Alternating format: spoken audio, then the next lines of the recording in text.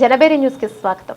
దేవి శరన్నవరాత్రి ఉత్సవాలు పుత్తూరు పట్టణంలోని బజారు వీధిలో వెలిసిన శ్రీవాసవి కన్యకా పరమేశ్వరి ఆలయంలో వేడుకలు ఘనంగా నిర్వహించారు. అమ్మవారి మూలమూర్తిని వివిధ రకాల కూరగాయలతో సుందరంగా అలంకరించి ఉత్సవమూర్తి పార్వతి పరమేశ్వరుల పరిణయం అలంకరణలో సర్వాంగ సుందరంగా అలంకరించి విశేష పూజ నిర్వహించారు. విశేష అలంకరణ భక్తులను ఎంతగానో ఆకట్టుకుంది. భక్తులు విశేష సంఖ్యలో అమ్మవారిని దర్శించుకొని మొక్కులు చెల్లించుకున్నారు.